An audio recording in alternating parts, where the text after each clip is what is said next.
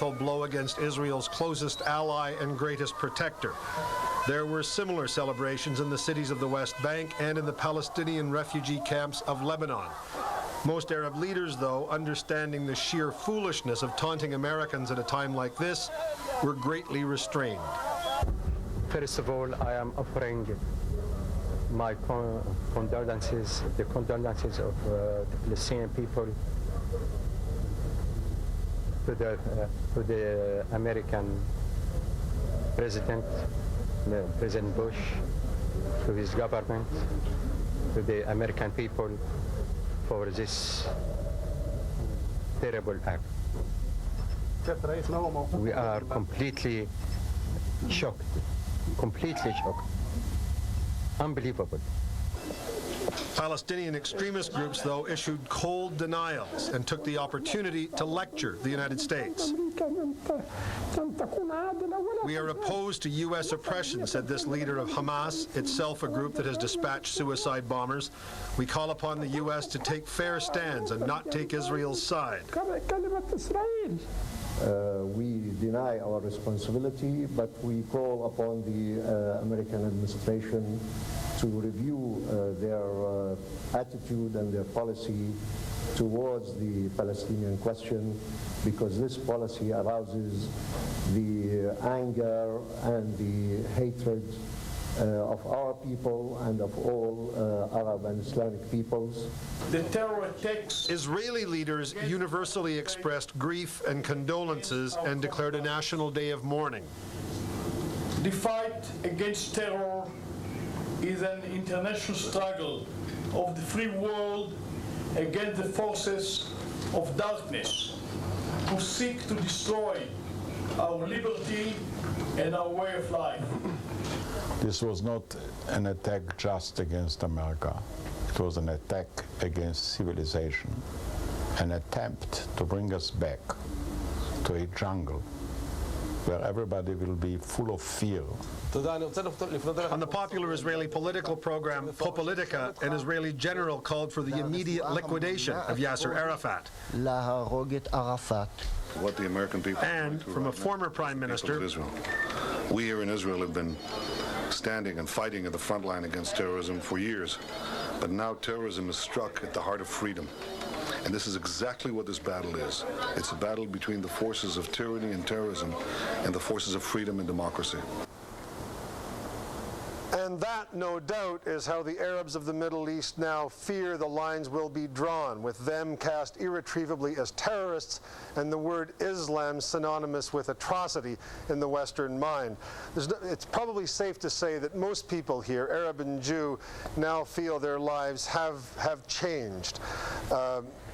And that the geopolitical lines here have shifted reality. Certainly, the current Palestinian intifada, the uprising, is going to be seen in quite a different light, beginning now. Peter? Neil, at any time a major event has an impact on the Middle East, you have to weigh carefully the impact that it can have on either side in the historic dispute. There seems to be a sense that as awful as this is, the event that's happened in the United States today, that on the side of Israel expressing its shock and horror at what's happened, it almost seems that they feel that this can have an impact for them of a beneficial nature. Well, Peter, you heard the sorrow and the sympathy that was expressed by Israeli leaders today, and it's genuine, but I think at the same time there is sort of a glimmer of grim satisfaction that the rest of the world has met Israel's enemy, and in a very sudden way. You know, and I think Israeli leaders are hoping that the world will close ranks with them. That's what they're asking for. I think to a certain extent that has begun. Simply the use of the word terrorism. Western news agencies and governments have been chary about using that word with regard to this conflict up to now, viewing it largely as a political construct.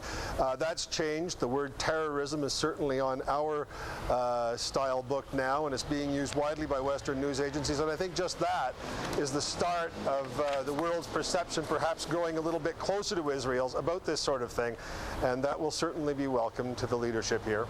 All right, and underlining, as you have been throughout the day, I know it's early tomorrow morning in Jerusalem right now in terms of the time schedule still here in this side of the Atlantic, but underlining, as you have all day, still no indication who was responsible for this. All kinds of fingers being pointed, but at this hour, still no firm indication of who is responsible. Neil McDonald reporting to us tonight from Jerusalem.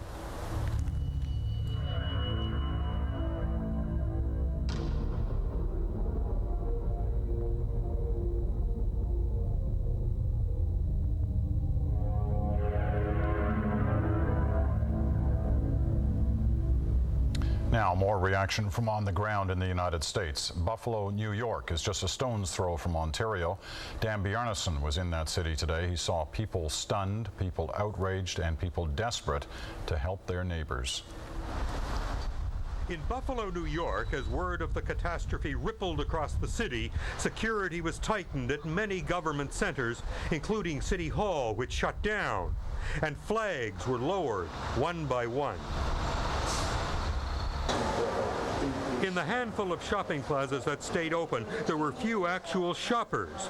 Those few were mostly drawn to electronics stores, where they were glued to TV newscasts as the full horror grew by the hour. It's been reported, our David Ensor has reported that the Red Cross in Buffalo was holding blood donor clinics today, never dreaming the events in New York and Washington would become so relevant. As it turned out, this clinic was swamped. Tony Dell. We had no way of planning for this kind of event or demand, and we didn't have adequate staff. We didn't have adequate beds. We were unprepared, but in less than 12 hours, we have beefed up everything, and we're ready to collect and process an awful lot more blood.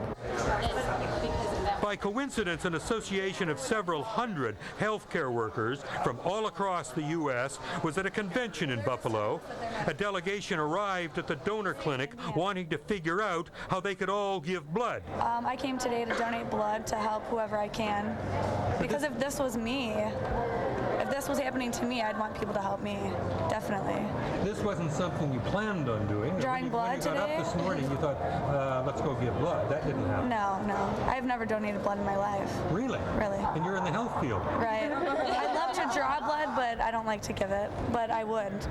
So why is today special?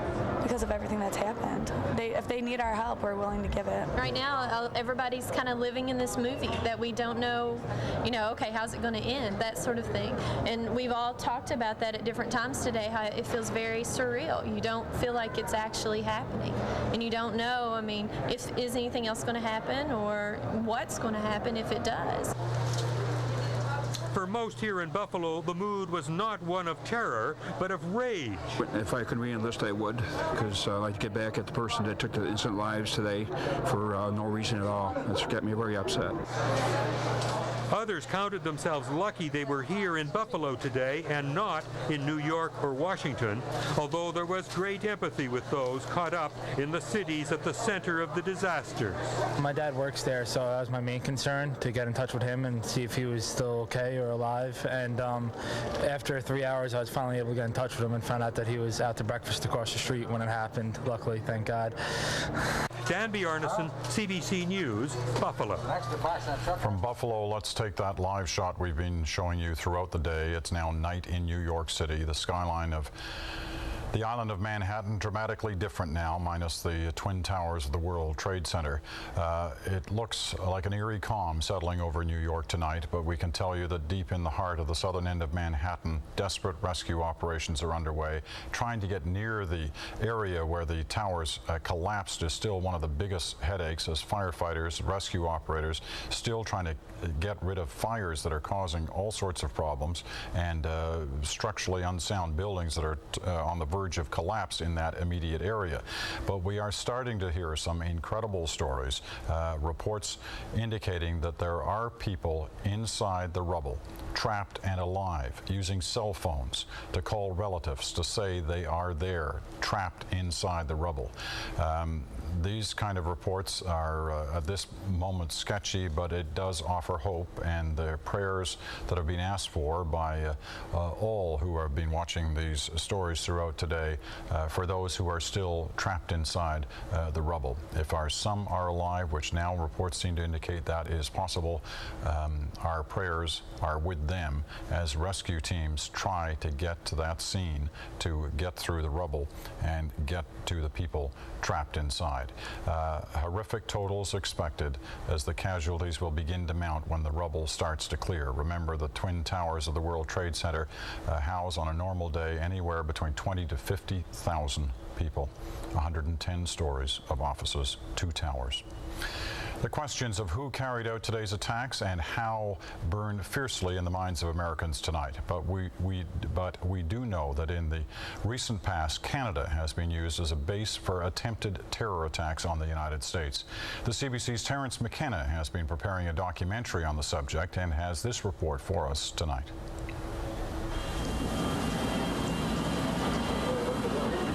The most haunting foreshadowing of today's terror attack happened in Marseille, France in 1994. French commandos stormed an Air France jet which had been hijacked by Algerian Islamic militants. All the hijackers were killed. 159 hostages were freed. 7 had been killed. French authorities said the hijackers wanted to crash the plane fully loaded with fuel into Paris, if possible, into the Eiffel Tower.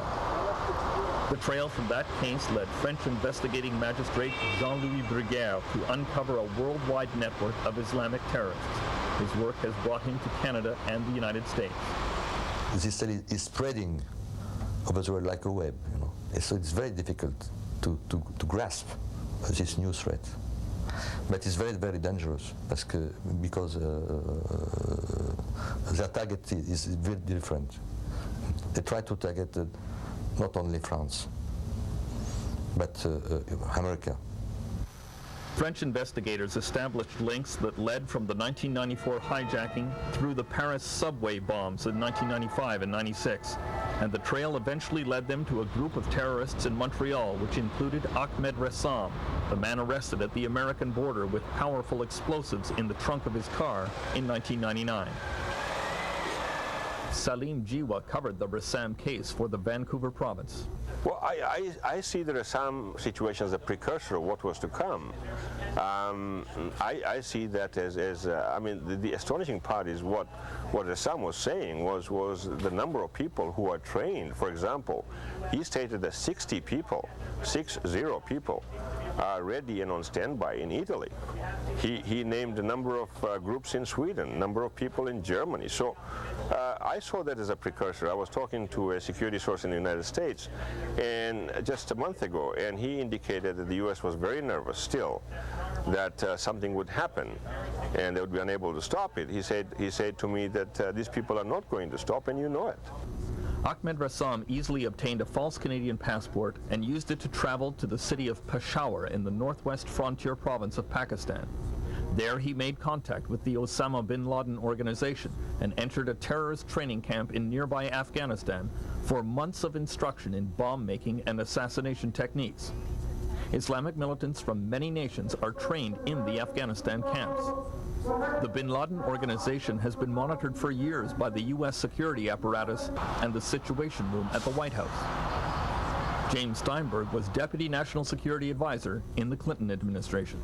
It's not simply a question of an individual belonging to one particular organization with one particular target, whether it's the GIA in Algeria or the Egyptian Islamic Jihad in Egypt, but rather a kind of loose network of people who have common affiliations, common training, common associations, frequently linked to Afghanistan, which becomes sort of a pool of individuals who may be available to be involved in terrorist operations elsewhere in the world. The Ressam case has brought to light numerous connections between the Osama bin Laden organization and Canada. Yes, indeed. There are other names, as you know, people who have direct telephonic links in Canada with Osama bin Laden's right-hand man, Abu Zubaydah. There are people like that in Calgary. There are people like that in Vancouver. There are people like that in Montreal. There are people like that in Toronto. Numerous telephonic links have been found with very sinister people and very dangerous people in Canada. Suspected terrorists in Canada are monitored by the Canadian Security and Intelligence Service, CSIS, and agents like Dan Lambert. Counterterrorism is the main priority of the CSIS in terms of its mandate. We have 2/3 of our resources are dedicated to counterterrorism. We work extremely closely with the RCMP, with the Department of Justice, with CIC and Customs within Canada, as well as U.S. authorities. And in fact, I mean, we have liaison relationships with 130 different countries and over 250 different agencies. What's valuable about the Rassam case is that it reinforces the necessity of this kind of cooperation. As you say, there were links in not only between individuals operating in the United States, individuals operating in Canada, but also in Europe. And as we began to uncover them, I think it reinforced among officials involved in law enforcement and intelligence the critical need for this kind of transnational cooperation. Why would Islamic terrorists come to Canada? David Harris is former Chief of Strategic Planning at the Canadian Security and Intelligence Agency. I think in terms of Islamic extremists in Canada, they regard the proximity of Canada to the U.S. as making Canada a kind of Islamic extremist aircraft carrier for the launching of major assaults against the U.S. mainland. And that's something we've got to remember. Today's massive coordinated attack shows a level of sophistication well beyond what had been anticipated or predicted in the North American intelligence community. Most intelligence analysts thought a conspiracy of this magnitude would show up in the massive wiretapping and monitoring of suspected terrorists. Indeed, this is a complete failure of intelligence. The United States, Canada, and allied intelligence services for a long time will be dissecting how such a major conspiracy that must have used the airwaves, may have used the internet as a contact point, could get through and be carried out without anybody waking up. This is havoc that has been created, and I suppose many heads will roll, and then there will be lots of postmortems conducted on how such a major conspiracy could be concealed. Congresswoman Jane Harman served on the U.S. Counterterrorism Intelligence Committee and has long pleaded for more resources to deal with international terrorism. What is very worrisome is the goals of terrorists have changed. It used to be that terrorists would try to kill a few people and make a political point. But as we stated in this terrorism report that I worked on last year, the goal no longer is a seat at the table. The goal is to blow up the table. Peter, there was a lot of finger-pointing at Canada after the Ahmed Rassam case, and it really led to a lot of concern about how easy it was for him to take advantage of the refugee and immigration rules in Canada, and there was a lot of pressure on Canada to tighten up. There's no indication that there's any connection between Canada and the terrorists that performed the attack today, but in spite of that, I think you can see a lot more pressure on Canada and America's other allies to tighten up and to make sure you're not providing a safe haven for terrorists. All right, Terence, thanks very much. Terence McKenna joining us tonight from Montreal, and he is, as we have told you, preparing a major documentary on this issue, which will be running in the weeks to come on the National. For more now on who may be responsible for today's attacks and how the U.S. is likely to respond, John Thompson, a security expert with the Mackenzie Institute in Toronto, and in Kingston, Ontario tonight, Harold Claypack, a professor of war studies at the Royal Military College. Professor Claypack, let me begin with you. Can you give us a sense of what you would assume is going on in the American intelligence community right now in trying to determine who's responsible for what happened today? Who's responsible in the sense of the enemy side? Well, I think there's a huge effort obviously undertaken. There's a lot of people very, very confused. They are filling in all the gaps that they can find, and they're going after, I think it's already fairly clear, the most obvious sources of this sort of sophistication and this sort of operation. I think once having said that, though, the first thing to remember is that this is a very easy thing in some ways to mount as well. That is to say, given enough determination and enough drive on the side of the terrorists and some funds and some sophistication, you can do a lot of damage. So that there will be a lot of work being done, but it's not going to result in very much very quickly, I shouldn't think. All right, John Thompson, your thoughts on this angle too, because I think for most of us it is hard to imagine just what kind of resources the intelligence community can use at a time like this to try and determine real proof of who was involved. What do we know? Well, for a start, the attack occurred in the United States. It originated inside the United States, or it appears to. The criminal activity, the hijackings and all that occurred in the United States. So the lead investigative body for this has to be the FBI. And they're the ones who'll be beginning. And I suspect they've already retrieved airport surveillance tapes from Boston and Newark, and are trying to compare faces to names and try and get an idea of who actually was responsible for the hijacking of these aircraft. And that gives them a lead point that they can work with and start to sort of tug on the strings and see where they lead. After that, forensics from the attack sites, but it's going to be a long time before they get evidence out of the World Trade Center rubble. Now, we also always hear these stories about the sophisticated satellite technology the Americans have at hand in terms of monitoring overseas conversations and conversations between people who they are trying to keep tabs on. One assumes that kind of operation is used as well. John? Well, it's true, but they've had a hard time processing the material they get. That's one of the recent complaints about the NSA in the United States, that the computers that analyze all the data they get have been crashing and been having problems. They haven't been modernized.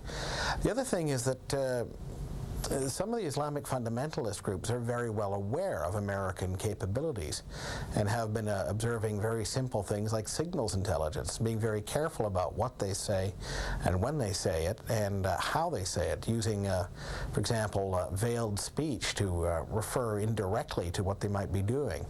Say the delivery of explosives might be referred to as, say, something over a cell phone, you know, did you get my flowers that I sent you? And let's see how the NSA interprets that. A lot of people might be making remarks about the CIA as well, but the CIA, like a lot of other intelligence organizations around the world, their first reliance is on the open press. And then after that, their agents tend to behave much the same way that a reporter would. You know, going to an area and going with your eyes open and your ears open and talking to people open and above board. Sort of the use of spies for human intelligence is very rare and very difficult, especially in the Islamic fundamentalist community.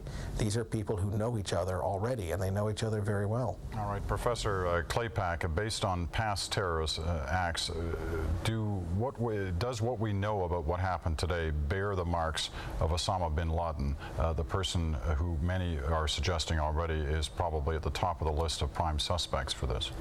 In some ways, yes, in the sense that it has been expensive, it has required sophistication, etc., but it's not, again, all that difficult. If you take into consideration, for example, what it might have been, I think one thing that's being left out of a lot of this discussion is that there are much more sophisticated and much more technologically advanced things that terrorists can do.